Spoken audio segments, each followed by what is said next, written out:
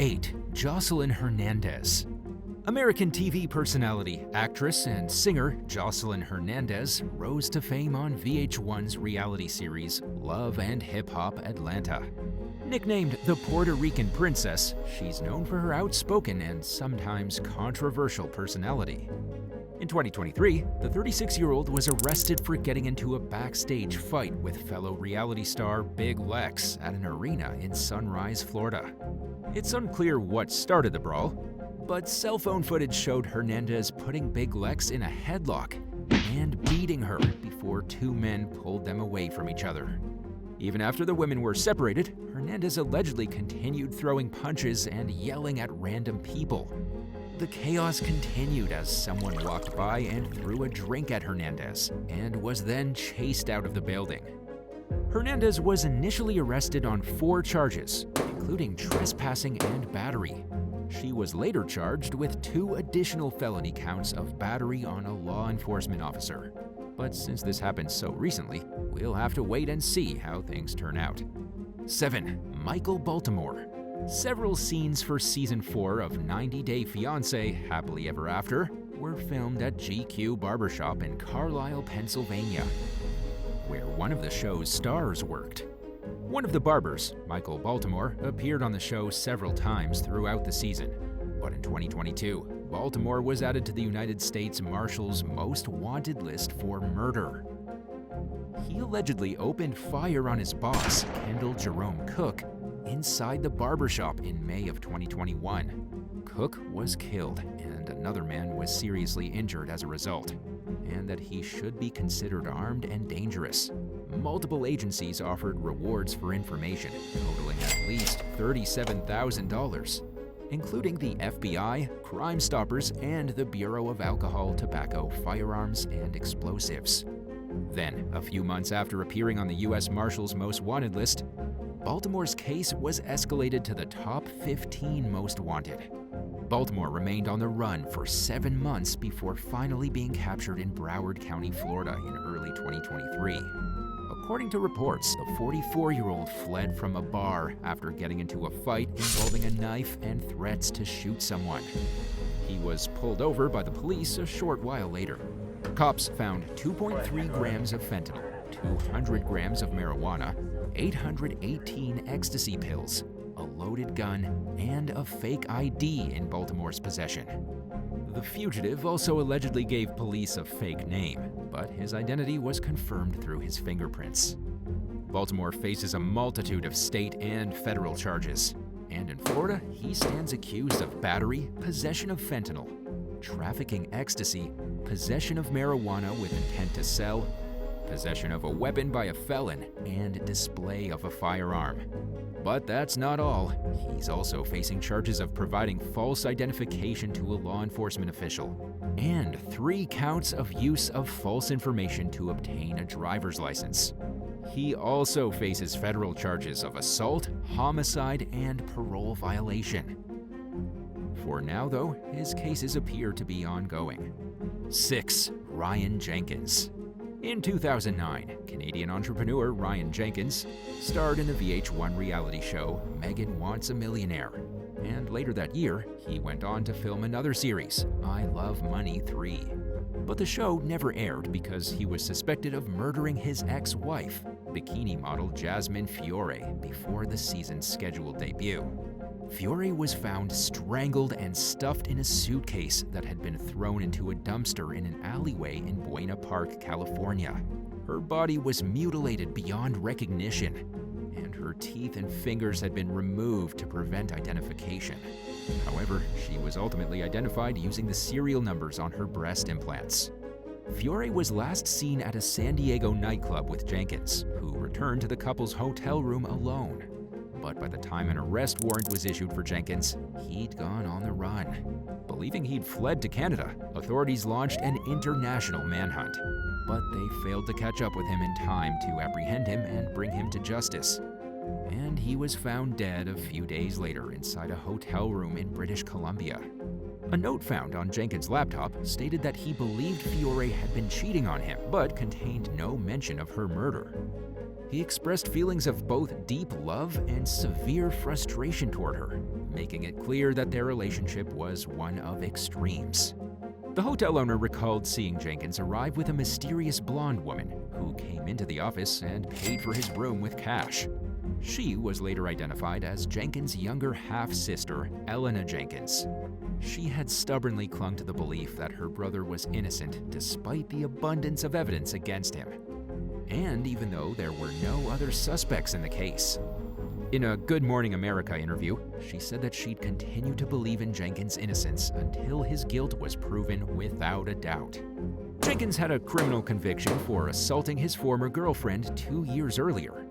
News of the previous case sparked widespread controversy over the vetting procedures, or lack thereof, in the reality TV industry. Some people called for more thorough vetting, but because the case had nothing to do with the shows Jenkins appeared on, experts speculated that very little, if anything, would change. 5. Todd and Julie Chrisley. Real estate tycoon Todd Chrisley and his family made their TV debut in 2014 with their reality series, Chrisley Knows Best. The show documented the everyday lives of Chrisley, his wife Julie, their children, and other family members.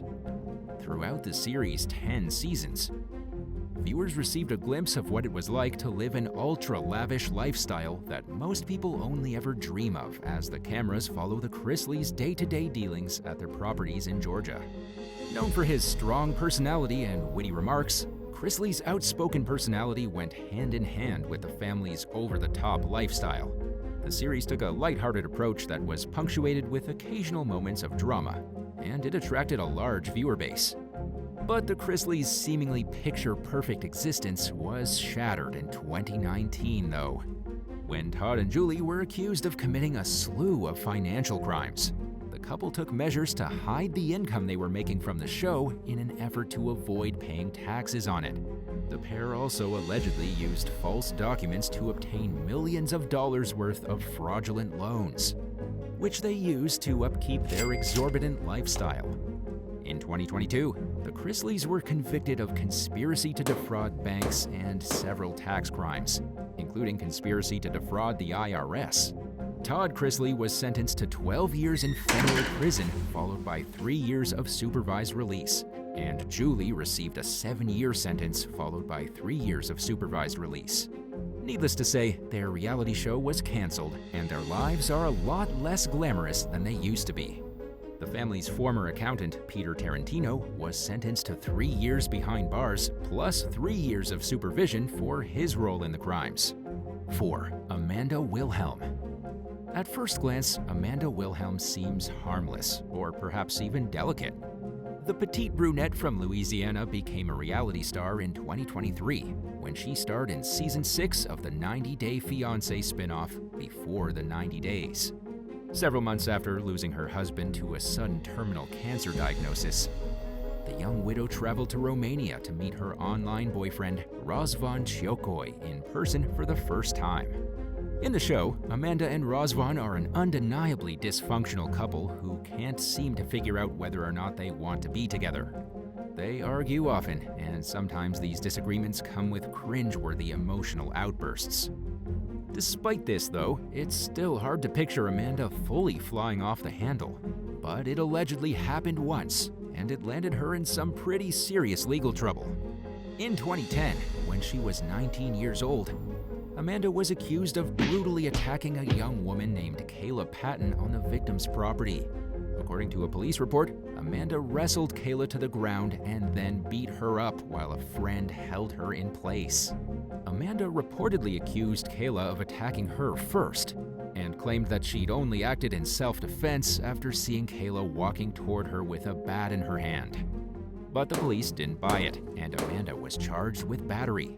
She received a deferred judgment, which meant that she'd avoid any criminal convictions as long as she cooperated with certain rules that were set forth by the court.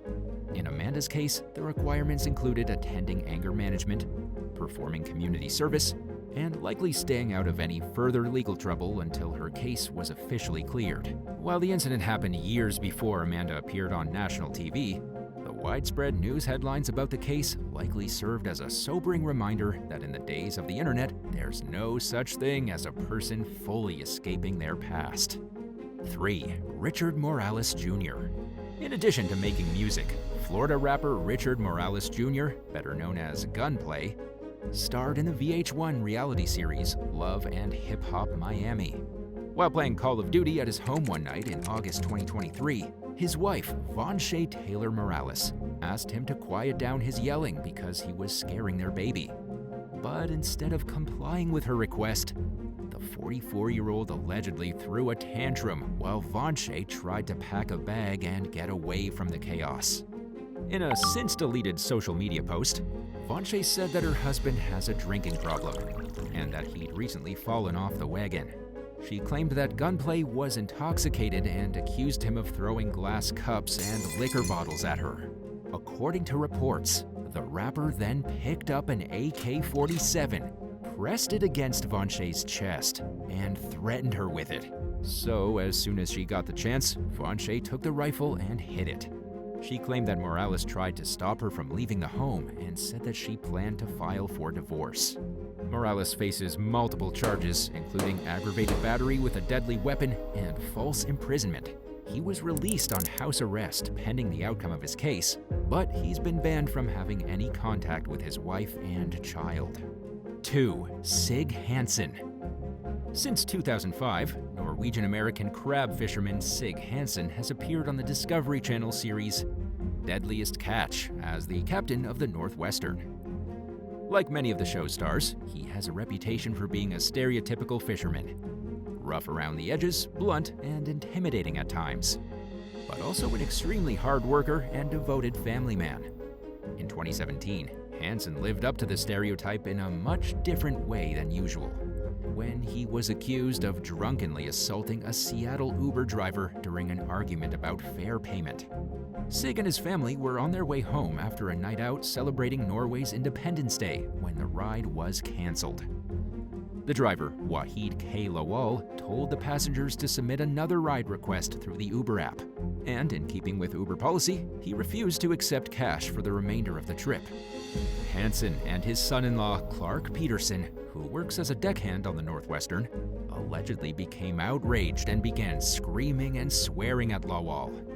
And according to reports, Hansen threatened to beat Lawal up, spat in his face, and kicked and dented the driver's car, causing an estimated $1,800 worth of damage.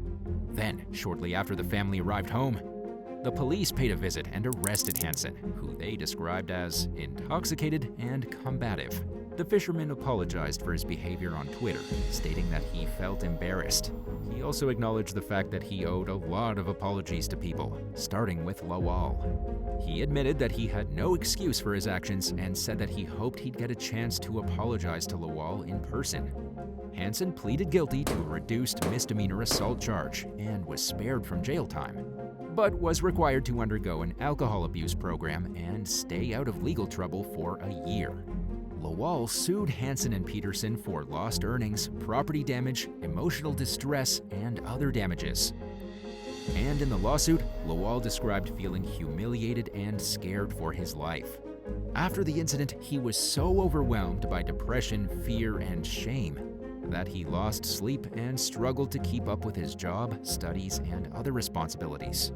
It's not clear exactly what happened behind the scenes, but in the end, the case was settled for an undisclosed sum. 1. Jeffrey Paschel. Hailing from Knox County, Tennessee, single father of two, Jeffrey Paschel made his TV debut in 2020 during Season 4 of the 90 Day Fiancé spinoff Before the 90 Days.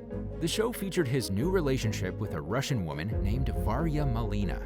Things between the pair got off to an awkward start, but by the end of the season, they were engaged. Jeffrey and Varya's relationship survived distance when Paschel faced criminal charges for assaulting his ex-fiancée, Kristen Wilson, back in 2019. According to authorities, Jeffrey was accused by grabbing Wilson by the neck and slamming her head against the wall repeatedly before throwing her to the ground and dragging her. Prosecutors accused Paschel of taking Wilson's cell phone and refusing to let her leave the house. Wilson finally escaped and fled to a neighbor for help after Jeffrey fell asleep. And in a report, responding officers noted that Wilson had multiple visible injuries, including cuts and abrasions on her forehead, mouth, back, and arms. She also suffered a concussion. Paschel claimed that his ex's injuries were self-inflicted, but he failed to sway a jury in his favor. As a result, he was convicted of aggravated kidnapping, domestic assault, and interference with emergency calls. And in the end, the judge sentenced him to 18 years in prison. Jeffrey appealed the case, hoping to win a shot at another trial, but was denied. Varya stood by Jeffrey's side all throughout his trial and continues to do so today, even though he won't see freedom again until 2038. In fact, she remains devoted to Jeffrey even after reportedly being banned from visiting him in prison due to her refusal to pass through the X-ray machine. Would you rather wipe the internet clean of anything unflattering from your past that might be out there? Or would you erase your single most embarrassing real-life experience from the minds of all the people who know about it?